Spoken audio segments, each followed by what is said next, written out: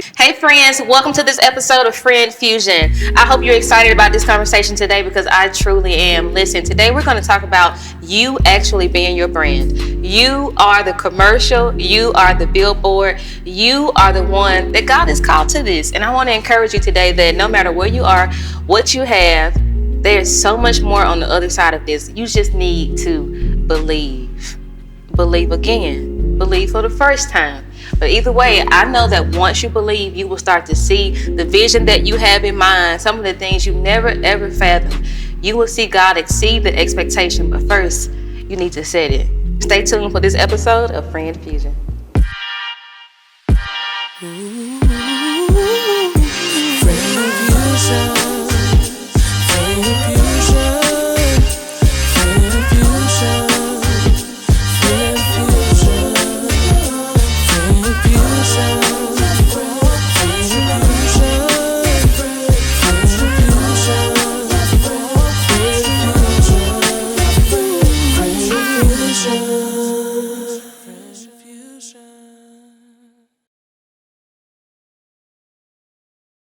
Friend Fusion. Marker and action. Hey friends, welcome to this episode of Friend Fusion. I'm Trinity Mitchell, better known as your friend Trin. And today, this episode is going to bless you extremely. Listen, friend, there are so many people that my husband and I really, truly admire. But there's a difference when you find people who have beat the odds, who have survived even survival habits. And I brought a guest with us today that I believe will impart so much vision, so much execution, and ultimately a drive and a thriving to your life that I believe that you need and is necessary for the time that you're in. I want to welcome to the set of Friend Fusion my new friend, our new friend, Mrs. Jesseca Dupart. Say hey, friends. Hey. I'm so grateful to have you here. Are you tired of hearing me say I'm grateful? No, I'm in a season of receiving. Yes. So that's been real difficult for me, by the way. I'm a giver, so it's really hard to receive. So when people do stuff, I've learned to. Yeah. But I really am, because I feel like I know that you're busy. I don't feel like I know that you're extremely busy. So for you to make time to be here today means a lot to me. And like I told you off camera, you don't do interviews like talking about. Well, it has to feel right. Sometimes interviews have different kind of motives. Yeah. I didn't feel like you had a different motive. I appreciate that. Because I just love you. I love your heart for people. And the mission that everybody watching, they know it's all of our friends. And if you're new, because Jesseca brought you, the mission of Friend Fusion is to cancel culture. And I believe the better we treat people, the better we love people, the better our lives will be. And the way that you show up is so godly and so necessary. I just honor you as a woman. I honor you for fulfilling your purpose and for how you allow the resources that God has given you to bless other people's lives. Truly. I'm making you uncomfortable because you cannot be serious. But this is true. I told you I'm in a season of but I'm learning how to receive. Like, I'm bad at receiving compliments. I'm bad at receiving gifts. Yeah. Because I feel like my purpose is to give. I feel like God gave me all of the stuff that he gave me to give back. So it's hard to receive. Even like words of like gratitude. I don't know why. It's just like, what do you say back? Thank you. Right. And then it makes me want to give you one back. But but at some time you're just supposed to take. You're supposed to receive. Yeah, for sure. So I got some icebreakers for you. Okay, I'm ready. I'm going to shoot you some words. You can share an experience with me. It could be personal or a memory that it brings to mind. Okay. You ready? Mm-hmm. Edges. Oh, okay. Memory. So when you say edges, it makes me think about the reason why I started my brand. Like, I had a client that cheated on me for another hairstylist, and then she wound up with a bald spot, not on her edges, but in the middle of her head. So then I had grew her hair to the middle of her back. That's what she did. Okay, we was working on it. You know what I'm saying? And so I felt responsible, even though it wasn't me that caused it. I felt responsible for bringing it back. So that's the whole reason. So Kaleidoscope started off with something that was a misfortune, like an unfortunate situation. Wow, I love that. Overbooked. Oh, my life. Overbooked is my life. Mm-hmm. Currently, I have a personal assistant and executive assistant to try to help me organize. But the thing is, I don't communicate all the time. All of the things that be in my phone, so I still wind up double booking, overbooking.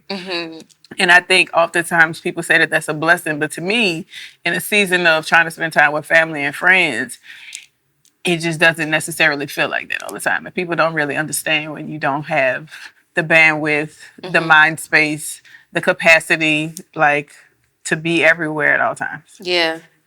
Viral. I'm actually tired of that word. You sick of it? I am so tired of that word. You know why? I think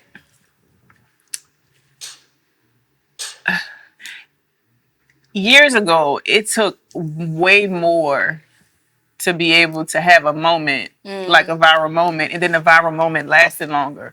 Right now, it's shrunken so much. Like, it's easier to go viral, but the viral also lasts 5 minutes. Yeah. So I feel like the value of what viral was in the past is far different from what it is now, because it's super saturated. It comes every 5 minutes, every 5 seconds, versus viral in the past, which, whether it was good or bad, viral lasted about a month. Yeah. Right now, viral literally lasts, you might get a good 5 days. That's so true. That is so true. And the thing about going viral too, what I don't like about the algorithm is you can get on there and you can do something absolutely amazing. And that's not to say that it won't go viral, but it may take a few days or even weeks for the algorithm to catch it and it go viral.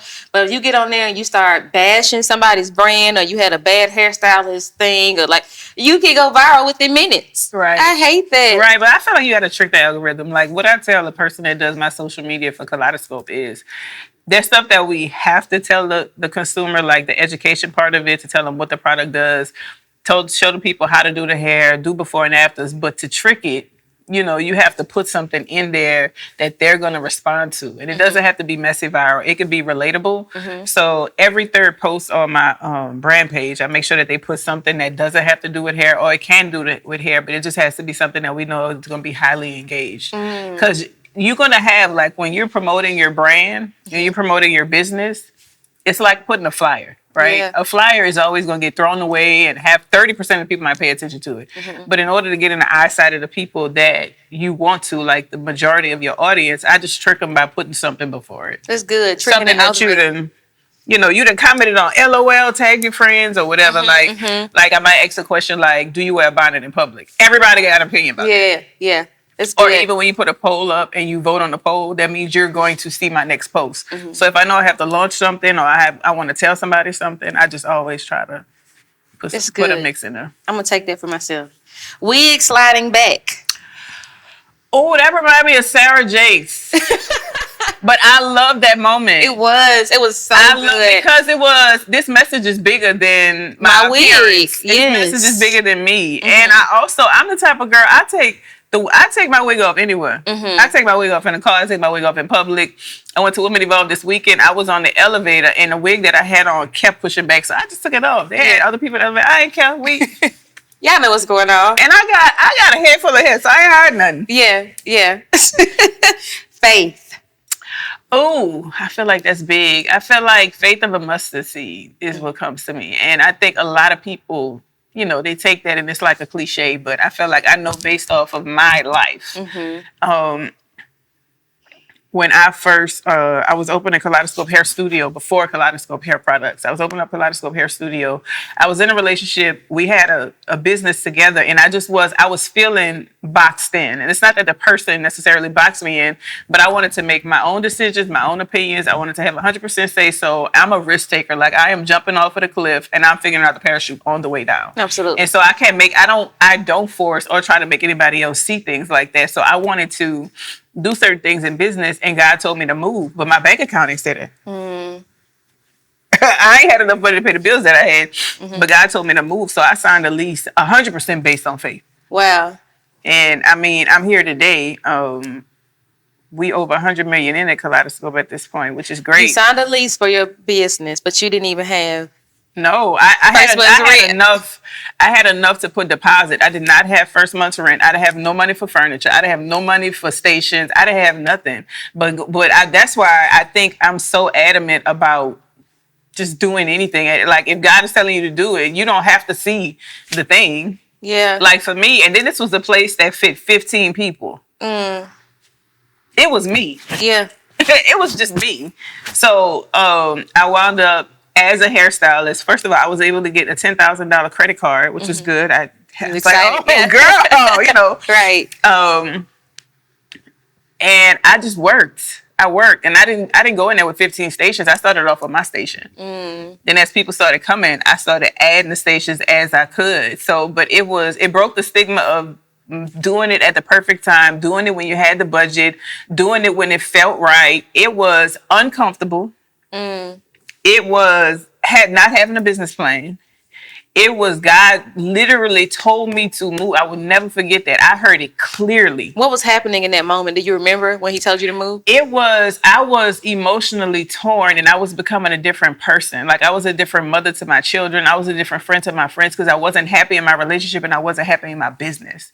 And so I was trying to figure out how or what to do. And I wasn't a person like, I was a full-time hairstylist, and I love doing hair. Like, I love waking up early, talking to my clients. We had great relationships. Talking to my clients, talking to the stylists that were in the place, talking to their clients. You know, I felt like I never want to be a disruption to people. So I was like, I don't know, this just don't feel, I don't know, you saying this, but it don't feel God, the capital one saying, I got a negative balance in one account. And then if I transfer the money in this account, I ain't gonna have the money to do that. Capital, I've been there, done that. So, yeah, you know, but it was that. And also, you know, coming from New Orleans, surviving Hurricane Katrina, losing everything and having to build it back. It's almost like resilience. Being from New Orleans, you have to have resilience. Yeah. Especially during hurricane season, especially if you encountered anything like that. But after going through that, getting over that, starting the business turning into another business that has now retired my mom.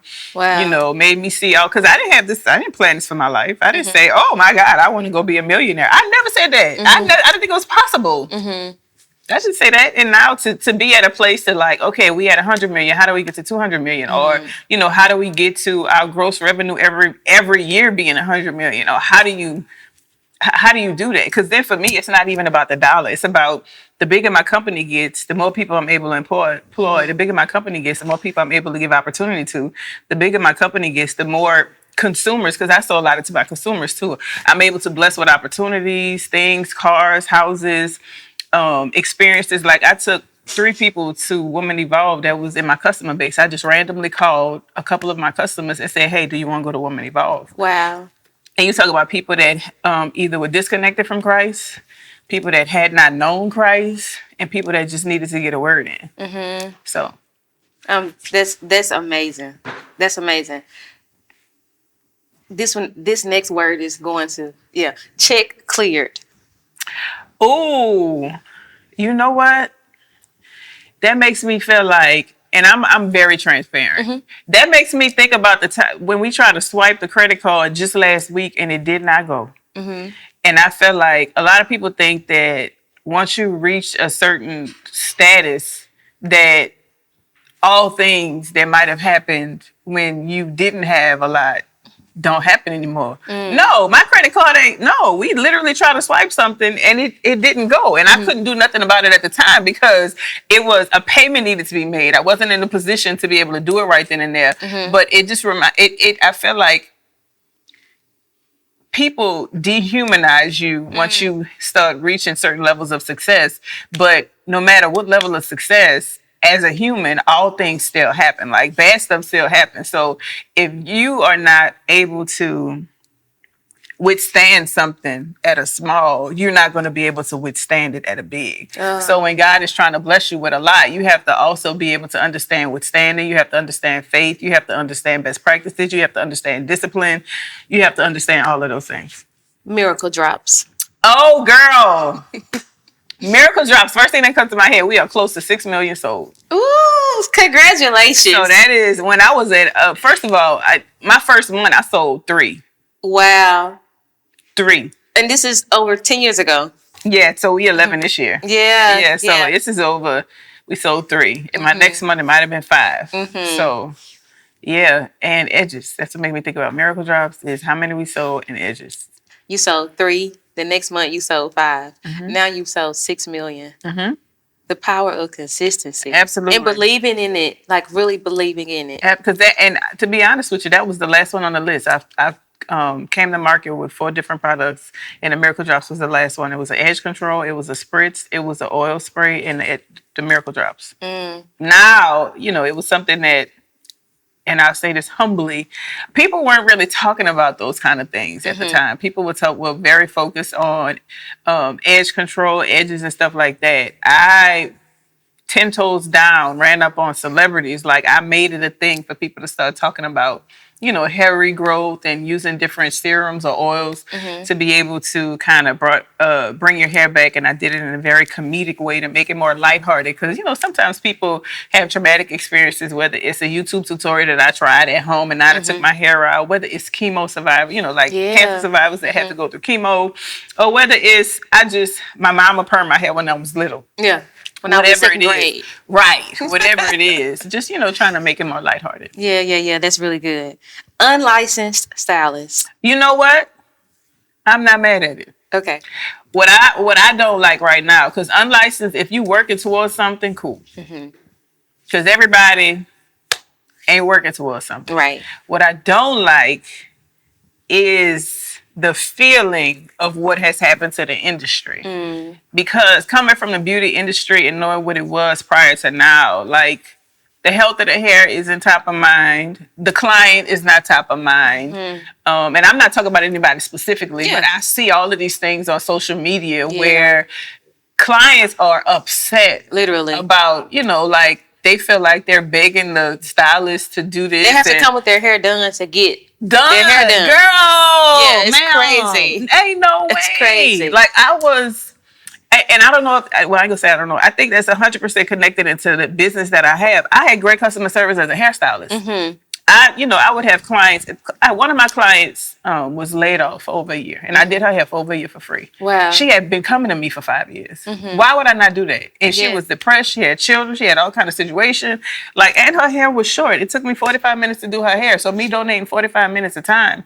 Yeah. So I feel like being conditioned to be able to look at your business, not just as how can I make money, but how can I add value to people. I feel like it translated over into the brand that I have, and also translates over into how I am, what I do, how I train my customer service representatives to be when we resolve different issues. That's really good stuff. IRS. Oh, girl. I can't curse, huh? F them people. The thing that I don't like, I think my tax bill for 21 was like $1.2 million. And my accountant didn't do it properly. And so then out of the blue, I think the thing that made me most upset is I don't mind giving this money, but I can give this money to a better place or a better thing. Like, I'd rather go buy 4 families' houses. Yeah. Or do something like that versus just sewing into. And then how do certain people get over these things and don't have all of the obligations, but then certain people have the obligations? Yeah. So I think it's very important that you stay on top of your taxes. Absolutely. Because otherwise it's going to catch up to you. And if there could be a better way, Lord. Lord. Absolutely. Legacy. Oh, I just want mine to be positive. I want mine to be positive. I would love for the thing that I am really trying to do to last for generations. You really value people. From hearing you talk about how you did your client's hair. After 5 years, she gets laid off, but you still continue to show up for her because it's just 45 minutes of your time. So many hairstylists did not do that. So I want to know from you, what did being behind the chair teach you that the boardroom could not? Oh, it might be people skills. Maybe so. It might be people skills because as a hairstylist, you're their therapist, you're their friend. You're their confidant. You're their safe space. And I used to start at like 5 a.m. So it would be just me and my clients. So it would 100% be a quiet time. It would be a time that, things where you could be very transparent. And then learning, it's not necessarily the people sometimes. It's the enemy working through the people. So knowing that somebody might wrong you, it just might be something that is supposed to be your lesson at the time. So looking past the individual and looking at the problem, I think is a big deal too. That's really good. Most recently, I've been learning to leverage the lesson because I've been very guilty of talking about what Jesseca did to me and what Tiffany did to me and all of this. I've been so good at that. But I feel like within the last 2 to 3 years, I'm just learning to leverage the lesson. Like, what is this actually teaching me? What is life presenting me the opportunity to become wiser in and, relationally, financially, like all of these things. I think we do a really good job of talking about people. Take me to a moment where you realized it wasn't about what people had did or the offense they had caused, but it was actually about what life is teaching you. And what did it teach you? One most recently, one happened like a few days ago. Somebody texted me saying, you went to Women Evolve, you didn't invite me. I feel some kind of way. Our friendship must have just been a marketing strategy and all kind of things. And I'm like, whoa. I was taken aback, but I had to realize that one, I'm just coming off a Women Evolve, so Distractions. Distractions, attacks, you come into faith and you come into this, but it also it made me learn that as much as I want to be a friend to everybody, I can't be a friend to everybody. And it's not because they're not worthy of my friendship. Sometimes I'm not even a friend for them. And what I mean by that is if somebody needs somebody that texts back faster than 72 hours, if you need the friend that can spend a whole bunch of time with you, if you need the friend that if we go to events, I have to sit with you the whole time and I cannot go because as a talent, in this space, in this thing that I have, the responsibility that I have is not just to the person that I brought. The responsibility is also to all of the people in the room. So with me knowing that the people that are my real close friends understand that, hey, I'm getting you to the suite, I'm getting you situated, I'm gonna hang out with you for a little while, but then I gotta walk the floor. Yeah. That's good. It's the responsibility of it. But if you don't understand that, unfortunately, I cannot be a close friend to you because you will always be offended. Always. And I don't think it's that you don't want me to have success. You don't understand the obligation that come with who I am and what I'm turning into. And the more my brain grows, the more I grow personally, the more obligation I am going to have to talk to people because it's not just you that I have to touch. I also have to touch this other woman that had never seen me in real life and she just needed a prayer at the time. God makes me have to walk around and go in the room and touch and hug the people, like become not only relatable, but accessible. Let people know that it's possible. Let people know that hey, everybody isn't the same. Everybody isn't out to get me. Let people know that it's okay to actually have a word and reach out to people. Kind of how you say you reach out in the DMs. It's okay to be like that. So if you can't see past me sitting next to you, me spending time with you, me taking a picture with you, I'm not the right friend for you. That's really good. Because I think one reason friendship doesn't work for a lot of people is we try to friend in a way that isn't authentic to us. Right. Like it would be inauthentic to you to be sitting here the whole time at this event. It would be inauthentic to you to not go talk to the other people at the event. It would be inauthentic to you to be on the phone all day with that person. You know what I mean? Because it just does not align with who you are. And I used to think those people were bad friends and wanting them to adjust to whatever, to the way that I friend, wanting them to adjust it that way, but they're not actually bad friends. I love how you said that. I'm a bad friend for them. Right. You know what I mean? Right. It's all about finding people who you two align. Yep. You know what I mean? You guys understand each other. You have compassion for one another. You have grace for one another. But ultimately, you respect one another. Right. Yeah. One of my best friends, and it's crazy because I got last year, it was I think 15 people or 17 people that I brought this year. I brought 30. And I brought my best friend last year. I'm sorry. I forgot. I'm sorry. You took how many people? It was 17, so we did 30 this year. Wow. So in next year, I want to do probably 100. I'm trying. Like I try to, outdo myself. Yeah.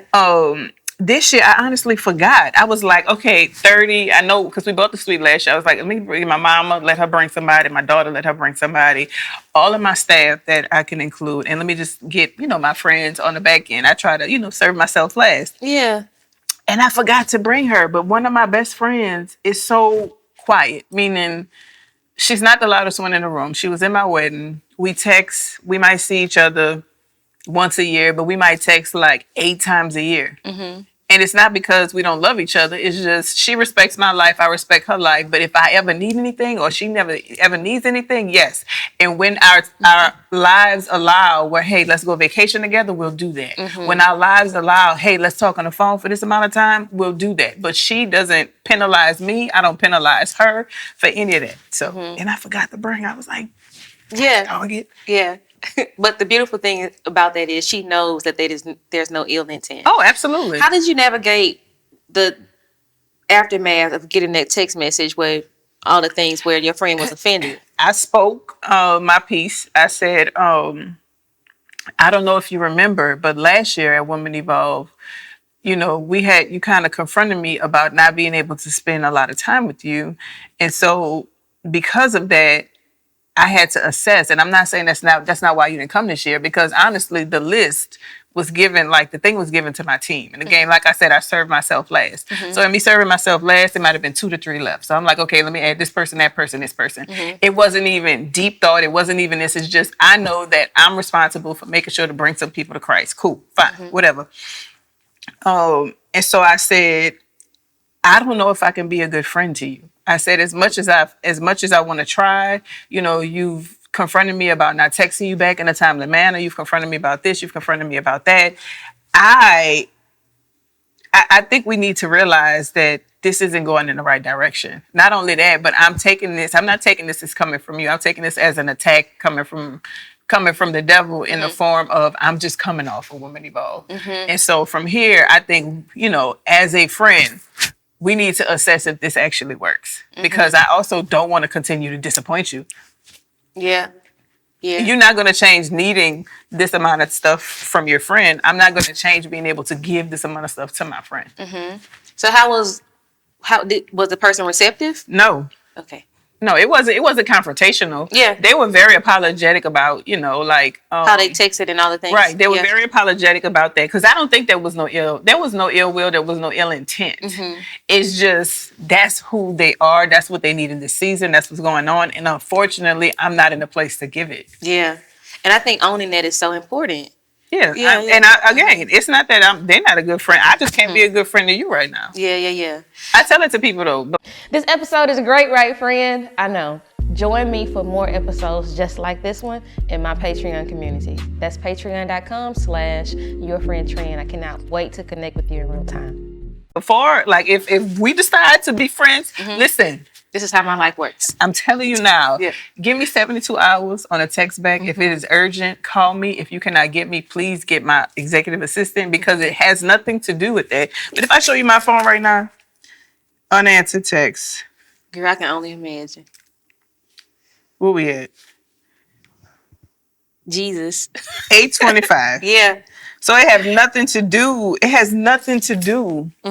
with the fact that I'm ignoring anybody. Yeah. I have, as the CEO of a company, I have to give answers all day long. Mm-hmm. And I have to be able to do stuff that's in my expertise, which is marketing, and make sure to manage the marketing team. And then all of these things have to get my okay before that happens. Personal life. Right. And then that's before personal. Yeah. And then here comes personal. And then here comes wife. And then here comes baby. And then here comes all of that. So I'm not saying I'm better than. Mm-hmm. I'm saying I might be busier than. Yeah. That's good. That's so good. Okay, so let's talk about your brand in the beginning stages, right? Mm-hmm. I love the video. You have it pinned to your Instagram where Kaleidoscope started and the warehouse you ended up getting for the products, and then owning this massive facility now, right? Can you talk to me about how being in that salon and deciding okay, I'm gonna get a product, not just a product, I'm gonna become you are a boss, right? Thank you. Where did the shift happen for you? Because we got to talk about a girl from New Orleans. Mm-hmm. We got 3 kids before 20. Mm-hmm. And you accomplished all of this? What did the shift happen for you? I don't know. I think it's just life. So for me, yes, it was 3 kids before 20, but people sneak boys in, which I might have did that too, but I also was sneaking clients in as a teenager. Like I was, like I had a passion for doing hair. So I pursued it. My parents were against it. My parents, wanted me to be a doctor or a lawyer or something like that. But I like doing hair. And at the time, being a hairstylist was not as in as it is now. It was not trendy. It was not. It was something that people did as a side hustle or did on weekends. So my parents, they were putting me through Catholic school. They wanted, a certain kind of thing, but that just wasn't what it was for my life. So in that, yes, I rebelled, ran away, did all the things, wound up with 3 kids, put out the house after the second kid. So I was put out the house at 17. I did not attend my high school graduation. I actually had a miscarriage with twins, like a week or 2 before that. And my parents didn't know. So I was pursuing what I wanted to do. I wanted to do hair. I didn't have this plan for my life. I feel like all of the misfortune or unfortunate circumstances are what kind of made the story good, or what kind of, let it unfold this way. Because I wholeheartedly feel like a bad doesn't happen without a good ending. So if there's something bad happening, something good is coming, or you have to find the good in the bad. So with that being the case, as as life is happening, okay, you know what? I got put out the house. I want to do hair. I moved in with my baby daddy's mom, because I was 17. Wow. And he was living at home with his mom. I think he was 20, however old he was. Moved in with them, did hair out of her house. Eventually left there, moved into, my grandmother had dementia, and so she had a house. So I moved into her old house, started doing hair out the house. And hair was just my passion. Like I wanted to be a successful hairstylist. So not like a celebrity hairstylist, but when I say successful, I just wanted to be booked. Yeah. So I was appointment only, and I have been blessed to be appointment only my whole career damn near. So you had to have an appointment. And then once I eventually got my own salon, I was fortunate enough to be able to bless other people with clients, because, once you book, you book. Yeah. So building my clientele, wound up in a relationship, built a business with that person, but it just felt like I was boxed in. The business was good. We went from 1 salon to 2 salons. And then I was like, I kind of wanted my own thing. So I branched off. God told me to move. I branched off. Might not have had the money at the time. Girl, I was rubbing quarters together. How old were you at this point? It was 2014. Yeah, 2014. Let's see, when did I open Kaleidoscope? 2000. If it's been year 11 this year, so. Right, but that's Kaleidoscope Hair Products. Kaleidoscope Hair Studio was like the year before that. Gotcha. So it was Q3 or Q4 the year of 2013. And then I wound up actually having a fire. Like the whole thing. I'll never forget that. And it was a full loss. Like after having a couple of stations in there, because I moved in there, it was like, I don't know, August, September. By the time December 15 came, it was like 4 or 5 of us in there by then. And there was a fire. One of the stylists left her flat iron on, and it caught fire. And I couldn't go back in there because, they have to do investigations, make sure it wasn't nothing. But when I went back in not as a loss. I went back in buying the same things, but finding them cheaper, buying the same things, but finding a better way to do it, buying the same things, but being able to do it in a quicker way than what I did it the first time. Because the first time it was 1 station at a time. Now I was able to get the whole place fully furnished because I found the chandeliers cheaper. I found them on a Temu version of a furniture place versus trying to go into a place and getting a fancier one. Finding the lights in bulk, doing the stuff myself. And from there, this is the perfect time to launch the products. After having the thing happen with the my client, it was like the perfect time to launch the products. So I launched 4 products, Edge Control first, and we did a series called the Edge Police. We're in Party Edge City. Police. That's what we called it. It's like it was like cops, but it was funny, and we put on Party City cop uniforms and ran up on people in real time. It was very comedic. Put our knees in their back, but slick their edges down. So you got to watch a tutorial of how good the edge control worked while we were being funny. That's a crazy marketing plan. And it wasn't even that. For me, I didn't even see it as that. Like and to date, 11 years in, spending $250,000 on production. Wow. That to date still was one of the best ones ever, and it was free. So even in my 11 years of doing this and making remakes, doing music videos, that one was one of the ones that was the viral before. Like viral was so whatever. We cut them up as episodes. The catch was we was in New Orleans and I was like, DM us your friend if she got nappy hair or if she got whatever. So people were sending their friends' addresses and we were pulling up to their door. They didn't expect us to come. So we were pulling up to their door. It was real road. No. Okay. Absolutely not. Because all you can do is tell me no, and then I just don't have to put the video out. Got you. So no, and then I don't think nobody came out shooting. Right. People let us in. They welcomed us in. It was me, and it was I would hire talent to kind of come with me, and so we just would do that in real time. And so then people started seeing the edge control, how well it works. So then they bought it. Then I released the Diamond Shine, and I released the Spritz, and then the last thing that I released was the Miracle Drops. So here's my question: the Lord tells you to move. You said at this point you broke. You're like, I don't even know how much. Girl. But then you end up getting to a place where you can hire talent to help you promote the products. So what is that journey like? That's the thing, though. I didn't have the money to hire talent. I bartered. It was, hey, come get your hair done. I'll do your hair for free. I'll give you hair for free. I just need you to be in this video for me. Post it on your page. Like, this was before bartering was a thing, too. I think for me, it was start where you are. Use what you have. And I don't think that was something that was taught to me. That was something that I was forced to do. So, it was like, wait. Like, I'm the baby, right?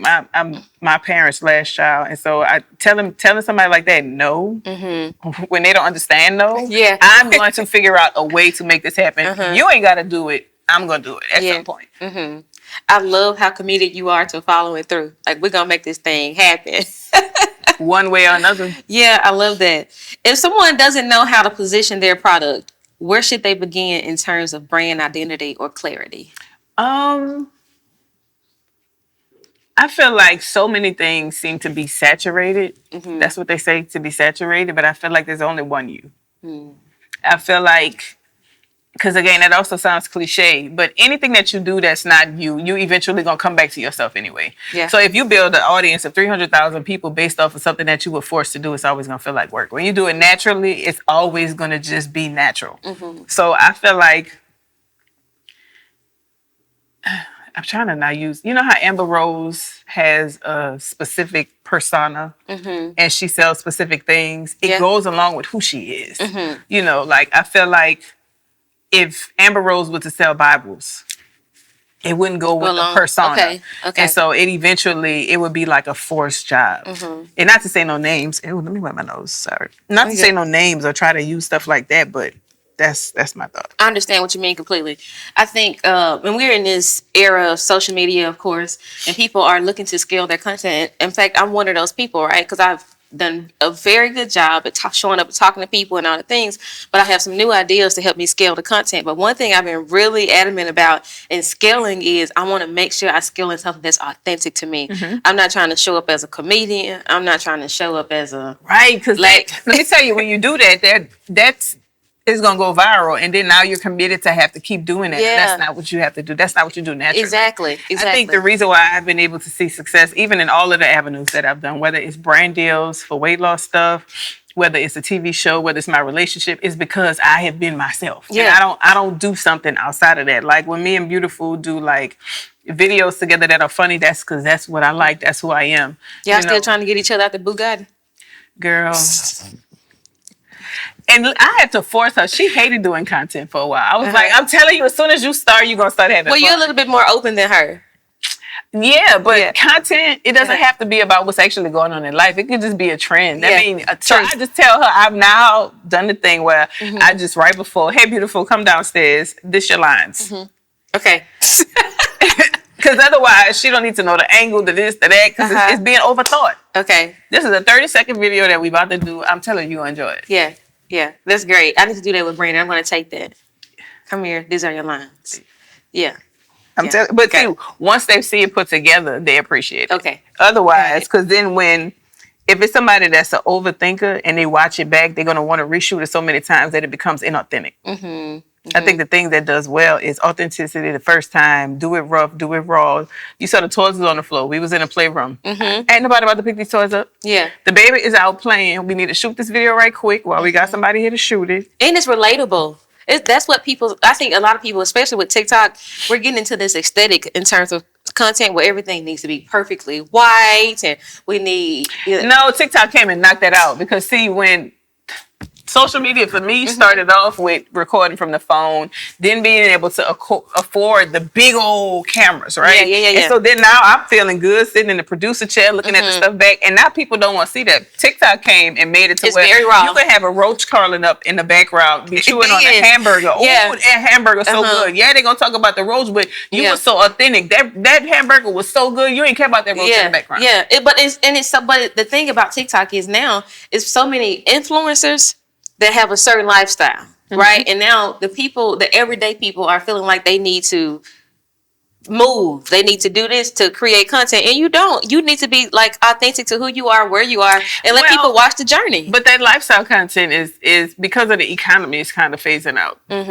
So I think for some people that is very authentic I think if they still do well with it, that's great. But a lot of people have now phased out of that because it becomes tone deaf. To the current circumstances, right? Yeah. So like and not the ones that, hey, that's what I follow you for. Oh, I'm living my life vicariously through you. But a lot of the ones that, and I'm not speaking about somebody specifically. This is just my observation in general. Like lavish cars, lavish this, lavish that. People don't want to hear that right now. They, people losing their jobs, people losing their benefits, people losing all of that. If you're not telling me something beneficial or how I can better myself, girl, even if it's making me laugh, that's still benefiting me because I needed to laugh today. But outside of that, girl, people is scrolling right past that. Absolutely. I don't care that you got a new car. I don't care. Like that's what people feel right now because they are feeling the impact of the economy, and that's. To me, all walks of life, if you want to be honest. I love how you put that because I think as a content creator, it can be easy I pray for all my content. I ain't gonna hold you. I really do. I'm like, what you want me to say to these folks today, Lord? Or I could just be doing something and He'll just give me something. Like yesterday, Monday, I heard the miracle is in the people you're already connected to. Because I feel like sometimes we try to go and find and all the things, but we overlooking the people that we're already connected to. And in the days to come, like by the end of this week, the Lord would have revealed that whole thing to me just in my conversations with Him, right? But when it comes to content creation, we think about what we think will be cool, hot, or fun. But I think the key element that a lot of people miss about content creation is that you're providing people with a service. And it needs to be a valuable service. So I love that you pointed that out. People don't care about, right now in this economy, nobody's thinking about your Rolls Royce or like whatever kind of car you got. That's great. We love that for you. But the thing is, I love when you consider people and what people could actually find valuable right now in this space. Yeah. That makes content creation so different. Right. Because even down to the fires happen. In California. Yeah. When celebrities were posting that they lost a fire, the world was saying, girl, we don't care, go buy another one. Literally. That lady might have had her grandma ashes in there. Literally. It was insane. I'm like dehumanizing people. But that's what I'm trying to say. Like that's kind of that's what's going on right now. Yeah. And not saying conform to that. Yeah. But just saying that's almost the expectation. Like, okay, if like even consumer based, right? Because having a consumer based product, being conscious of that, being conscious of, hey, the consumer is probably going to spend less. How can we add more value to them? What do we need to do for our pricing? Do we need to have more sales? It's not that they don't need us as much. It's literally that they don't have as much money to spend. So how do you take that as a business person and then still try to give back to your consumers and still be profitable? That's good. That's so good. What's one part of the old Jesseca that you never want to lose, no matter how successful you get?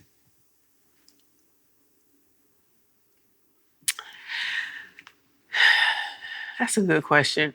I can tell you right now, the thing that I have been battling with probably for the past 8 months was retiring some parts of the old Jesseca. So that's a hard one to answer because I know God is calling me to change the things that have become my norm because that I'm comfortable in it, but it doesn't require me to stretch.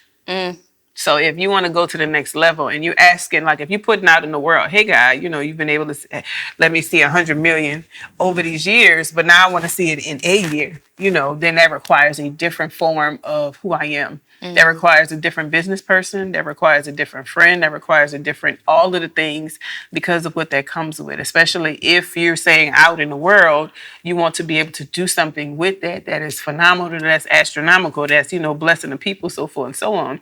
You can't sit on the phone and discuss with your friend the problems that you're having because this friend is not a solution-based type person.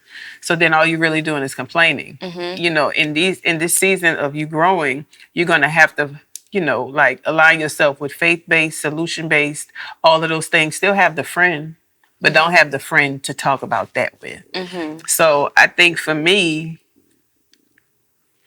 it's not what part I don't want to lose. It's actually holding on too long to the person that you should have let go of. Operating more like a minimum mindset keeps you from maximizing where you are. You know what I mean? Because you can't, Let's talk about not just releasing people, but forgiving people. Because you have had such a successful journey. And we see all of the highs, but you're so transparent. We know about the lows as well. But can you talk about what the process of forgiveness has been like for you and how it's contributed to the Jesseca that sits with me right now? I'm probably, I wish there was a microwave version of it because I'm emotional. So not like, I'm not front facing emotional. I'm inside emotional. So when I lose friends or do stuff, it honestly takes me about a year.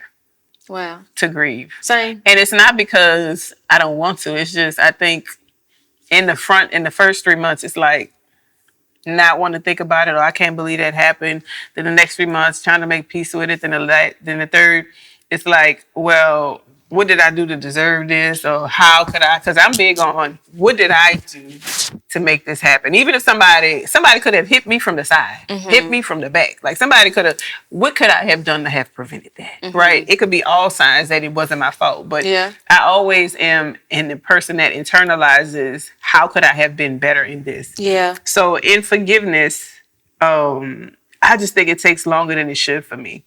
Like recently somebody sent me flowers and sent me a text message and I just didn't respond because I'm not in a place. And you might be there, but I'm, girl. Yeah, I need some more time. Yeah. Not even that, girl. Is I don't even know if there's gonna be a time later. Even in forgiving you, that doesn't mean I want to be your friend. I understand. Like if you've taken the veil off, you've shown yourself who you are. I know the type of friend that I am to people. So when certain people show certain character traits that I don't align with, that means that I'm gonna be taken advantage of. And not because it's on purpose, but I know my character is not willing to do that type of stuff to you. But if you're willing, then I'm gonna be the person with the short end of the stick. So I don't set myself up for that. Have you ever had the guilt that is associated sometimes with saying goodbye to people? Absolutely. How you navigate that? That is even in firing people. Releasing people. Like we had to do a set of layoffs earlier this year and I felt so bad about it. Like it was something that happened with somebody at the company where they over-ordered something. They spent something on a budget that was all the way wrong. That probably messed us up by about $2 million. And Wow. because of that, you have to make hard decisions. And in making those hard decisions, it's like I felt so bad because one, it wasn't me that made the mistake, but I'm responsible for everybody underneath my umbrella. But two, the people that were affected the most had nothing to do with it. You know, and so that like that made me feel bad. But when it comes to like the people that I'm directly associated with and that happens, I always beat myself up. Even when I know I ain't do nothing wrong. I always beat myself up because I'm like, well, maybe if you had saw this sooner or had acted sooner, because I'm going to turn the cheek. Like when you saw this first happening, why didn't you cut it off then? Now you let it get so bad. Because I turned all the cheeks, girl. Yeah. I turned this cheek, that cheek, that cheek, that cheek. You know, all the cheeks, girl. And so I also realized that in being in business and what a business is now, I can't afford to give people that many chances. No. Because it costs the company far more than it costs me emotionally. Let's talk about working with your friends. You have given many of your friends opportunity. I've heard you talk about it. But most people believe that you cannot work with your friends. What do you say to It that? depends. Okay. It depends. I think the story I heard about LeBron, which I don't know if it's true, is that he had all of his friends. He sent them to college. He did the thing so he can have his team. I think the issue that I had is in working with friends, if you see that there's a ceiling on them or there's a ceiling in what they're capable of doing and you need more, if you still want to keep them around, then you have to be willing to train. You have to be willing to do the thing, or you have to be willing to let go. Because sometimes people don't want. Just because I want to see you as a COO doesn't mean that you want to become that. COO. Yeah. You might like, the position of where you are. Just because I want to see you with an agency for your thing, that don't mean that. You might just want to be isolated to yourself.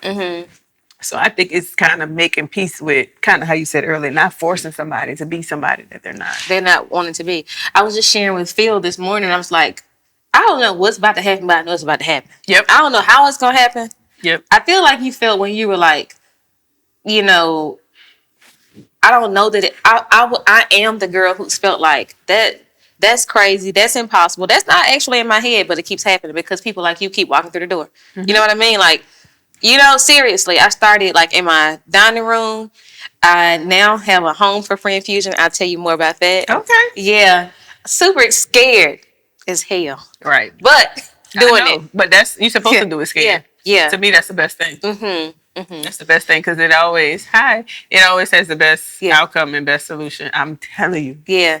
So navigating all of that, and I know that I am that person that is, and it's not to say that anybody else connected to me isn't, but I feel like I'm the person that God has chosen to like free my people, like my people, my community, my village. You know what I mean? And I was sharing with Phil this morning, nobody around me can be broke because number one, and I'm saying this because I'm going to give them the opportunity as the Lord gives me instruction. Like I'm not going to just, here you go. No, I need to hear from him about, yeah. And I need you to be talking to him too. But I'm going to be the friend that help you win. That's just what it is. No, that's fair. But I was sharing with Phil, like, I don't want to be the person in my family or my friend groups, my community. I'm the one that's paying for all the doggone vacations. Everybody calling me to borrow money. No, I want the people around me to become successful. So let me stop you there. Okay. There has to be something that God is calling for them. And I'm saying that because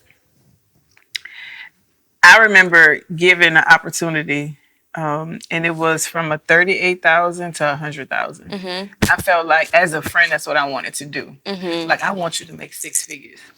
And that didn't come with training or anything, though. That just came with, let me give you a title that assigns itself to certain salary. And then in the long run, it probably wound up hurting more than it did helping.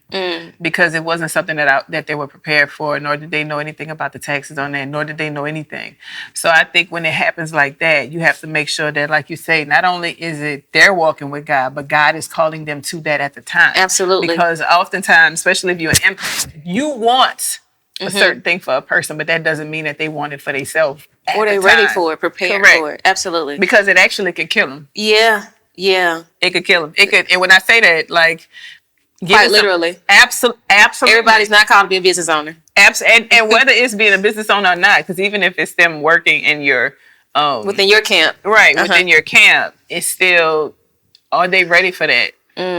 What if God had something smaller for them to be able to prepare them for the big? Yes. Taking them straight into big isn't always the best. And I'm only saying that coming from a person that I want everybody to do it too. Like, absolutely. I don't want to be up here by myself like that. It's not that I don't want to be alone. I want y'all to feel what I'm feeling. I want to give y'all the same opportunity that I'm having. I want all of us to be doing all the things. But it has to be in God's timing. I absolutely agree. When I tell you, I had to make peace with it because it was something that was said to me, you are not God. I was like, I don't think that. Yeah. But then after playing it back, that is kind of the role that you play when you're trying to you're trying to build somebody up, but it wasn't in God's time, it was in yours. That's good. I absolutely agree with that. And my idea of that is, for me, in my experience, I've seen so many people who have such a great success, but they surround themselves with people who aren't trying. And it's like so I don't think that's intentional. It's probably the people that have been there. No, it's in my experience. It's intentional because they're the only ones. Oh, they want to be the only stay ones. At the top. They want to keep everybody else under. Exactly. I don't like that because let me tell you the recipe for that. The recipe for that, it breeds jealousy. It breeds stab in your back. It breeds short-lived, right? But it also breeds short-term relationships. It does not breed long-term relationships. Yes. And it also breeds venom. It breeds mess. It breeds all of that. Yeah, it's so true. And so that's one reason I want to be the friend who invests in my people's business if that's what God has called them to. I want to be the person because I don't want to surround myself. When I say I don't want to broke people around me, I don't mean that in a negative way. Like, no, you mean if you in my space and I see you trying, you helping yourself, right? You fulfilling the thing. Ain't no way you gonna be around me and be broke. Yeah, I want to help you get that thing going. You know what I mean? Because I think that's important. Because I think when you don't do that and you want to be the only one, you know what I mean? You end up being the one. But most of the time, those people are lonely. They, like you said, it breeds the environment of betrayal and all of that kind of stuff. Because, some people, it don't matter how much success they have and how many people that they can now connect to that can also contribute to them. They still just want to be like needed. Those people who want to be just want to be needed. You know what I mean? Yeah. I don't want to be needed in that way where I handicap everybody around me so that because I also feel like it limits you. Absolutely. It's a limitation to you as well. Absolutely. Because I can't connect with you because you too successful for me to be connected to. Does that make any sense? Because like the insecurities we allow to speak to us and ultimately choose our path. No, I agree. Yeah. That made me think about my children. Like I always tell them, I never want to handicap them. Like I'm here for anything. Yeah, absolutely. But my children, I got a 2-year-old, then I got a 27. How old is the age of 98? This is 27-year-old, like a 25-year-old, 24-year-old. And I want to help, but I don't want to handicap them. Yeah. I want to make sure that they're actually trying. And sometimes they do, sometimes they don't. So when they don't, you got to figure it out. So are you the first multimillionaire parents in your family? Yeah. What is it like raising kids who have you as a mom versus your own upbringing? You know what? My parents were rich, but without money. They taught me what love was. They taught me I got to see a healthy relationship between a husband and a wife. Like I didn't grow up, like at some point our lights were off, but I didn't grow up in a place where there was arguing. I didn't grow up in a place where there was, like my dad used to take us every Sunday to go do things, like to go to the park, to ride our bikes. So I grew up rich with experience. Yes, so beautiful. So when it comes to that and in comparison to my kids, I think the difference is I wasn't able to be as present. So I'm not going to say, because that's something I've forgiven myself for and asked my children for forgiveness for. I think the difference is they had opportunity to be able to buy more and do more things when it comes to like spending money, but they didn't have me as much. So, my son, well, my second youngest son, he lives with me now. He work in the warehouse. He lives with me now. His ass wound up in jail. Oh, girl. Anyway, but I don't think the comparison is. I think I had a greater childhood, even with less. That's really sweet. So, what do you do as someone who is extremely successful, as successful as you are? How do you teach your kids independence? By not giving them everything. Okay. Making them have to work for it. And that's hard. Like, you a new mom. Bless your heart. I see it's all over your face like you feel sorry for me. No, it's not that. It's not that I feel sorry for you. I'm saying that to say you're not gonna know how to say no. But that I have to know. I have to say no. That breeds something that you not gonna want it to breed. Like right now, I'm dealing with that with my wife, with our 2-year-old. Like he's now in the tantrum stage, and I'm like, 2-year-old. Yes, it is a tantrum stage. Girl, if we don't check that now, it's going to get worse when he gets older. My baby growls when he doesn't get his way. He goes, yeah. I'm like, whoa. No, my son has a full out flip on his back. Wait I'm talking crying. Are you a gentle parent? Who's a disciplinarian? I had kids already. Okay. Girl, I slapped the shit out of his hand. Yeah. Yeah. You know, I try to, and again, like with my son that lives with me, I'm trying. I told him 2 weeks ago, because he's supposed to pay me rent, $250. That's all. You gonna be my mama? I told him, listen. I told him he owed me 3 months. I told him you about to have an eviction. How is he behind? I told him you about to have an eviction notice on you. Yeah, I feel that. I said I do not want to breed a human that does not know how to do anything if I'm not here. And even if I died and you got life insurance money, you wouldn't know what to do with it. So I need you to be better at budgeting. I need you to be better at paying your bills on time. That nigga called me from Walmart one day saying, Mama, they trying to repossess my car. How? You don't have a note. When your grandmother passed away, she gave you that car. How they trying to repossess your car? What's going on? What is happening right now? Well, I had got a title loan. For what, sir? Oh no. For what? Why did he do that? So then me as a parent, knowing that this is the last thing that your grandmother gave you before she passed, I can't let that happen. Right. So now, technically the car belongs to me. I mean, I paid for it, it's still in your name, but the car belongs to me because I paid for it. Because you got a title loan for the value. Oh. I paid for it. So technically the car belongs to me, but you owe me rent. How that work? Right. That don't go together. It don't. So if you don't get caught up, if you don't have a budget, like if you don't show me that you're trying, I can't continue to do this because you're never going to be able to know how to be on your own. That's good. Okay, so we have unpacked a whole lot of things today. If there was one thing that you could leave with our friends watching who are extremely inspired by you every single day, right? But they like the girls, they're like, I don't see it possible for me. This is your camera. What would you say?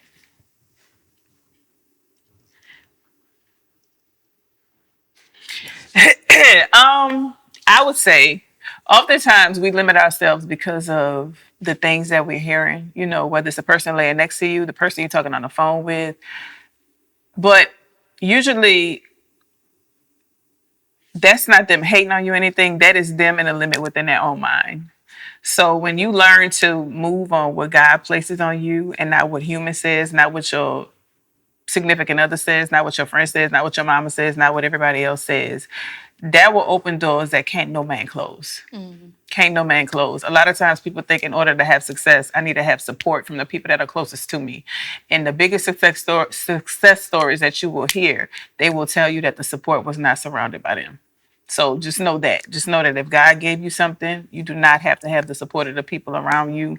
He will provide the support along the way. Well, thank you so much, Jessica. This interview has been absolutely amazing.